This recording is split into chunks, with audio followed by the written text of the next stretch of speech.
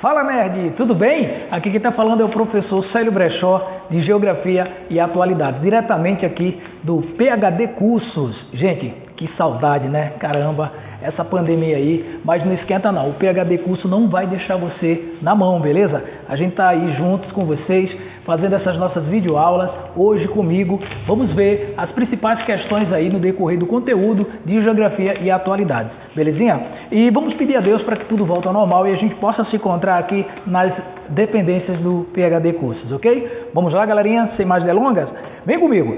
O material vai estar sendo postado para vocês, em absoluto vocês já estão tendo acesso a esse material, vocês já baixaram, vem comigo agora que o bicho vai pegar. Vamos para a resolução? Vamos lá? Vem comigo, olha só.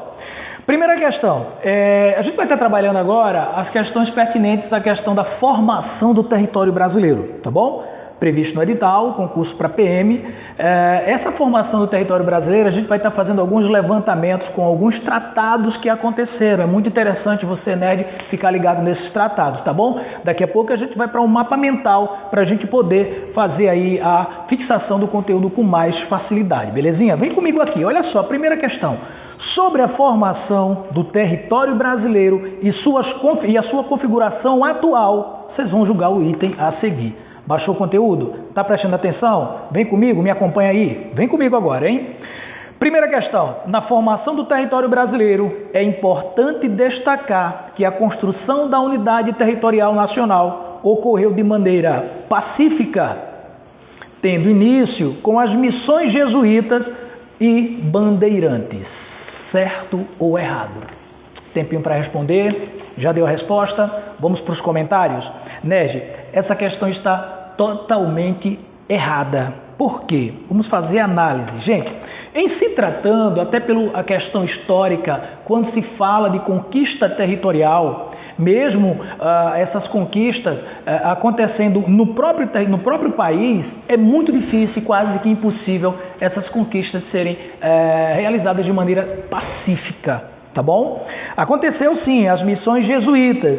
E o que eram essas missões jesuítas? Todos nós sabemos que os índios, né, os indígenas, eles eram politeístas. E o que é isso? O politeísmo é baseado na crença de vários deuses. Deus Sol, Deus Lua, enfim. E os jesuítas, que eram os chamados catequizadores, né, portugueses, sempre tinha a figura de um padre. Esses jesuítas, o objetivo deles era a catequização. E o que é isso? A catequização baseia-se em você introduzir uma cultura cristã, no caso, tá? Numa cultura inferior, que seria a cultura indígena. E assim foi realizado. As missões jesuítas, elas aconteciam, mas vamos chamar a atenção para esse caso aí. Mesmo a missão jesuíta tendo cunho eclesiástico, religioso, mesmo tendo esse cunho religioso, elas não aconteciam 100% de maneira pacífica. Por quê? Acompanhando os padres, sempre iriam os soldados, tá, portugueses, a mando da coroa, que servia ali como proteção para os padres, tá bom? E, hora outra, acontecia conflitos. Você estava chegando ali numa civilização nova, desconhecida, você não sabia o que era aquilo. Quem eram as pessoas? Então, de repente, você tinha ali a questão dos conflitos. Tanto que uma história muito marcante nessa questão das missões jesuítas foi o padre Fernandes Sardinha. Em 1556, mais ou menos, naquela região ali de Coruripe, Alagoas, este padre chegou a ser devorado pelos índios caetés, tá bom? E os índios caetés, por sua vez, foram dizimados pelos soldados portugueses. E as missões bandeirantes também, elas contribuíram, tudo bem, para o avanço do território brasileiro. As missões bandeirantes, elas contribuíram sim, porém, é outra situação. A missão bandeirante tinha o cunho, o objetivo não mais eclesiástico, mas aí sim, esse objetivo das missões bandeirantes era realmente expansionista. E, lógico, o objetivo maior era em busca de riquezas, ouro e metais preciosos, tá bom? Que causou também, os bandeirantes, a dizimação de várias tribos indígenas, tá certo? E contribuiu, lógico, também para o crescimento do avanço territorial brasileiro no sentido leste-oeste. Guarda isso, no sentido leste-oeste, ok? Vamos para a segunda questão? Vamos lá, vem comigo. Segunda. Até o século XVI, o Brasil possuía apenas a área estabelecida pelo Tratado de Madrid, assinado em 1494 por Portugal e Espanha, a Península Ibérica, né? Esse tratado dividia as terras da América do Sul entre Portugal e Espanha. E aí, tempinho para a resposta, vamos lá, certo ou errado? Quem respondeu errado, acertou. Errado. Por quê, galerinha? A gente tem que focar aí nas questões dos tratados. Vem comigo, vamos aprender quais foram os primeiros tratados? Vem cá, olha só. Primeiro tratado que a gente vai ter que pôr na mente é isso aqui, ó. Primeiro.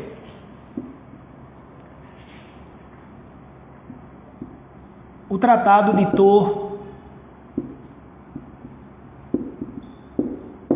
Tordesilhas. Esse foi o primeiro tratado. Este sim é o tratado que a questão busca falar, e não de Madrid. Depois do Tratado de Tordesilhas, este foi substituído pelo Tratado de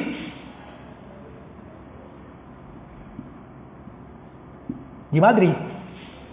Primeiro, segundo tratado.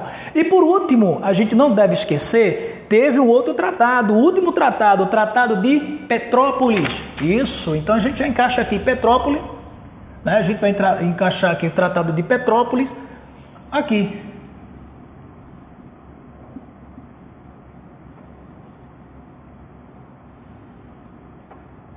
Petrópolis, com S aqui no final, tá bom? Então, Tordesilhas, Madrid, encaixem Petrópolis no finalzinho. Por que vocês vão encaixar o Tratado de Petrópolis logo no finalzinho? Porque vocês estão aqui, sem perceber, vocês estão colocando a sequência, galerinha, do acontecimento, tá bom? A sequência do acontecimento. Então, ó, Petrópolis.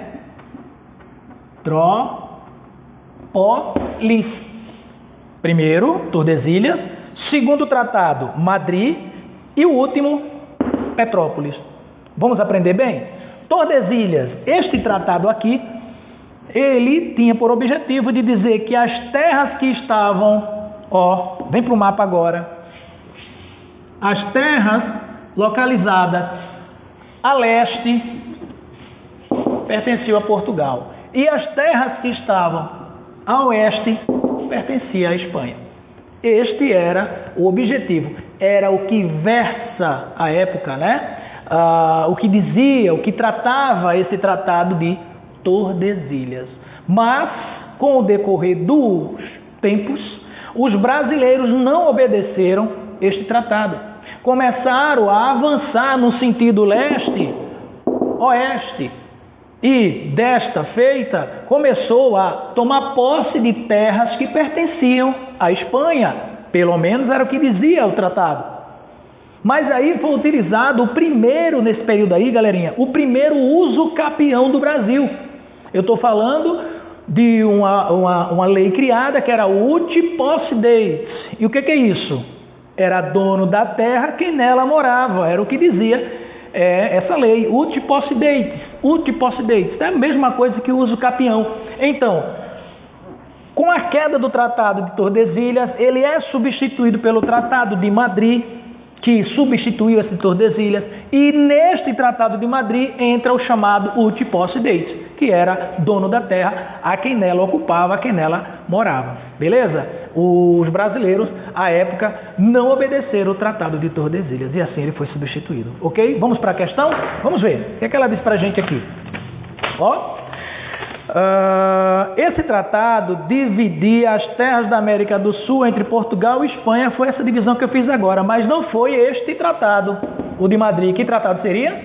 Tordesilhas. Por isso que a questão 2 ela está errada, ok? Vamos para a questão 3? Vamos lá? Vem comigo.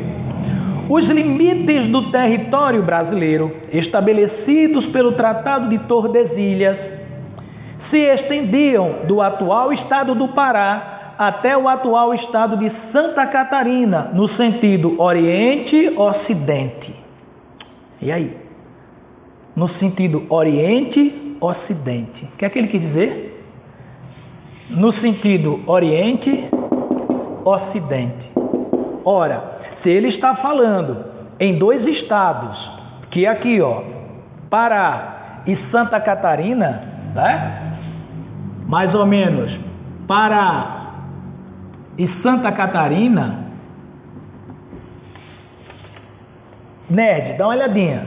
Isso é sentido norte-sul, que seria no caso, nesse caso, setentrional e aqui austral. Não é isso? A gente aprendeu isso, aqueles toques nossos quando a gente foi trabalhar as localizações. E no sentido que ele está falando para a gente aqui, acompanha.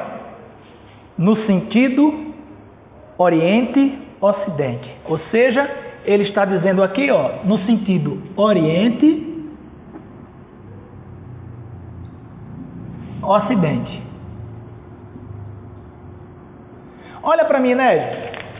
Quando ele fala em nome desses dois estados, né, que ele diz aqui para a gente, Pará e Santa Catarina, são dois extremos no Brasil. Esses extremos são extremos norte e sul, leste ou leste e oeste.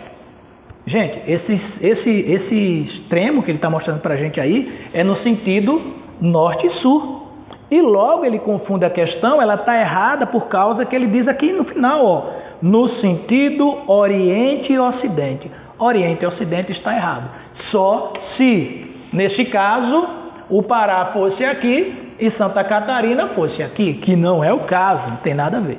Belezinha? Então corrige isso aí, está errado, não é no sentido Oriente e Ocidente, e sim no sentido Norte e Sul. Ok? Vamos de novo? Mais uma, quarta questão. O Tratado de Madrid, assinado em 1750, praticamente garantiu a atual extensão territorial do Brasil. O novo acordo anulou o Tratado de Tordesilhas e determinou que as terras pertenciam a quem de fato as ocupasse, seguindo o princípio do uti possidetis. Certo ou errado, nerd? Quem erra essa, hein? Certo ou errado, nerd? Hein? O Tratado de Madrid, assinado em 1750, praticamente garantiu a atual extensão. Esse novo acordo anulou de Tordesilhas, substituindo ele. Certo ou errado? Certíssimo, a gente já explicou logo no começo, não é isso? Ficou bem claro essa daí? Ficou legal para responder com a explicação anterior que eu dei? Segura aí, vamos mais. Facílima essa aí, foi massa, top. Vamos para a próxima, quinta questão. Atenção, hein? O Acre, que pertencia à Bolívia, até aí tudo bem, foi o último estado a ser criado, marcando uma das últimas mudanças no território brasileiro, que ocorreu já no Brasil República. Certo ou errado, nerd? Analisa. Analisou? E aí, o que é que tu acha? Errado, nerd? Por que está errado aí, Brechó? Vamos lá. Queridos, há uma diferença muito grande entre estado criado e território anexado. Preste atenção. O Acre pertencia à Bolívia. Beleza. Quando eu digo o Acre pertencia à Bolívia, ele já existia ou não? Ele já existia, né, nerd? Ele já existia. E a palavra, ela diz, o último estado a ser criado. Não. O Acre foi o último, anota aí, nerd, o último território a ser anexado. E não criado, ele já existia. Ele já existia, não pertencia ao Brasil, tudo bem. Mas ele já existia. Entendeu, nerd? A diferença qual é? Existir e criar. Ele já existia. Então o Acre não foi o último estado a ser criado. Beleza? E quem acerta para mim qual foi o último estado aí? Quem disse para mim aí? Fala para mim, vai, para eu escutar daqui. Grita mais, fala mais alto. Olha só, o último estado brasileiro a ser criado é o estado do Tocantins, após a Constituição de 88, tá bom? Nos anos ali, finalzinho dos anos 80 e nos anos 90, foi criado ali o estado do Tocantins, que tem a sua capital, Palma. Belezinha? Então, o último estado no Brasil a ser criado foi esse, ok? Belezinha? Então, guarda a diferença. Território anexado, Acre pertencia a quem? Bolívia. E vamos melhorar mais ainda. Quem acerta, dando uma olhadinha lá no conteúdo que o Brechó já disponibilizou logo aqui, tá bom? E quem quiser mais questões, é só seguir aqui o Instagram, Célio Brechó, segue lá que eu mando alguns materiais para vocês, belezinha? Certo? Quem vai falar para mim agora, para ganhar questões, se responder para mim no Instagram, vai ganhar questões inéditas, Geografia de Alagoas, tá bom? Aquelas que caem no concurso, você sabe, né? Você sabe. Vamos lá. Qual tratado, olha a redundância, que tratou da anexação do estado, não, da região do Acre? Qual tratado que tratou da anexação do Acre? Qual foi? Adivinha para mim, Ned? Fala para mim. Acertou? Falou mesmo? Isso. Petrópolis, lembra aqui do esqueminha da gente? Primeiro, qual foi? Tordesilhas. Tu guarda isso, Ned. Segundo, qual foi? Madrid, que substituiu Tordesilhas. E o último, por isso que eu coloquei lá no finalzinho, o de Petrópolis. Vamos falar do que se tratava cada tratado? Vamos lá?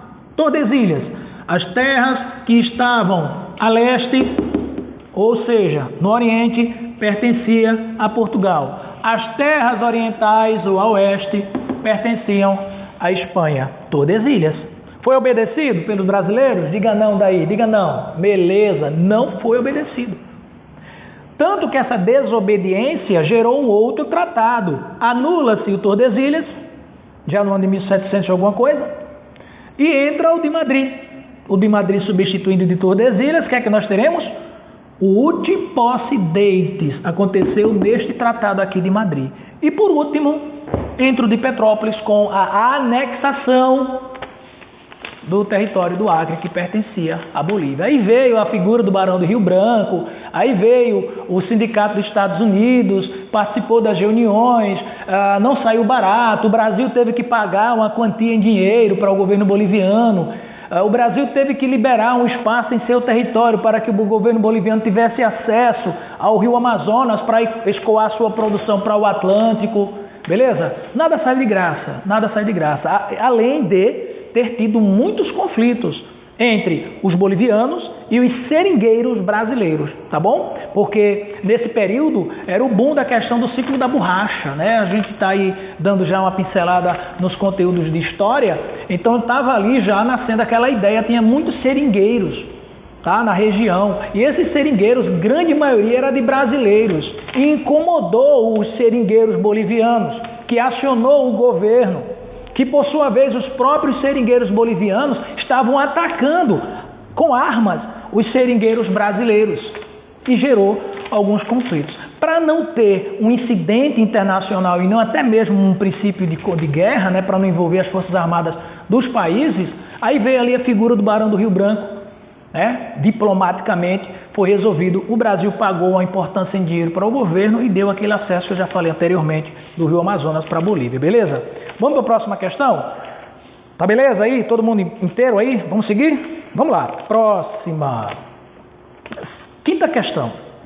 O Acre, que pertencia à Bolívia, foi o último estado a ser criado. Marcando assim, a gente já respondeu essa, né? Pronto, essa daí está errado, né? Mas já respondeu. Não é o último estado, mas sim o último território. Beleza, vamos para a próxima aqui. Ele diz aqui, ó. Com relação à atual geografia política do mundo globalizado, julgue as alternativas abaixo. A gente deixa um pouco do Brasil, da formação do território brasileiro, e agora a gente entra aí na questão da globalização, né? Sabemos que a globalização ela sempre tem ligação aí direta com a questão econômica, lógico. A gente tem a análise, a orientação que eu passo é que vocês busquem ler as questões da economia, busquem ler as questões dos blocos econômicos, a questão do Brexit, tá bom? A gente vai estar fazendo questões aí futuramente para trabalhar bastante esses tópicos que isso aí despenca em concurso, tá? Vamos lá, de acordo com a questão da globalização e também, lógico, a questão da geopolítica, da geoeconomia mundial. O que a gente pode analisar daqui? Sexta questão. O êxodo de empresas estrangeiras, junto com outros fatores, está colocando crescente pressão econômica na China e, deste modo, tornando o país asiático ansioso em atingir um acordo com os Estados Unidos. Será? Será que o governo chinês tem ansiedade em fechar acordo com os Estados Unidos? Mas, Brechó, do que você está falando? Que acordo? De quê? Galerinha, é interessante que vocês busquem ler, tá, sobre a questão China versus Estados Unidos. Busca ler, nerd. Isso aí também é assunto aí da atualidade, não só na questão da geopolítica, mas é atualidade pura. As sanções econômicas do governo americano, o aço, né, a questão da carne de porco, a carne de frango, essas sanções, o aumento de imposto, as sobretaxas, para tentar frear a economia chinesa. A gente sabe que a China é a segunda maior economia do mundo. Em virtude disso, por que o governo chinês ele tem a segunda maior economia do mundo? Todos nós sabemos. Vai lá, nerd, pesquisa, lê muito sobre isso. Todos nós sabemos. Primeiro, o governo chinês ele não permite as questões chamadas de greve. Não rola lá, tá bom? Muito. Quando tem, é repelida com força. Com força. Tá certo? Os direitos trabalhistas são raríssimos e pouquíssimos. O salário é muito pequeno. O estilo de trabalho é na produção, ou seja, quanto mais você trabalha, você tem que trabalhar jornadas exaustivas, apesar de determinadas legislações que lá existem. Você tem a questão das 4 horas, né? 44 horas semanais, mas isso não é obedecido, nerd, porque lá o que vale é a questão da produção.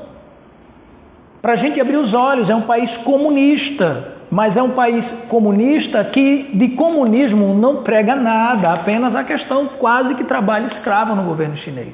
Tá bom? Dessa feita, a China tem a segunda maior economia. Quais são as outras acusações também, Brechó? Que a economia mundial atinge ali o governo chinês. A questão da dificuldade, ou melhor, não bem dificuldade, mas a questão do não pagamento das patentes. Como assim, Brechó? Vamos lá. Suponhamos que eu sou dono da Nike. Eu sou. Que eu sou dono da Nike. Aí, de repente, você, dono da Nike, tem o seu tênis sendo fabricado lá na China. Olha só. Esse seu tênis, que é fabricado lá na China, cada tênis que é vendido, o governo chinês teria que pagar a você o valor da marca e patente. Mas ele não paga. Não faz isso. Tá? Desta feita, a China produz muito, vende pra caramba, mas não paga os devidos direitos autorais. Assim a economia chinesa bomba, tá? E usando, lógico, uma mão de obra baratíssima, além de outro fator. Aprende aí, nerd. Aprende aí. Ele diz aqui que o governo chinês está sendo pressionado, né, a fazer um acordo com os Estados Unidos. Não mesmo. Eu vou te contar uma coisa. Apesar dessa pandemia, apesar da queda na economia chinesa, abre teus olhos. A China ainda continua sendo a segunda maior economia mundial. Por quê, Brechó? Um dos maiores mercados consumidores do mundo, cara.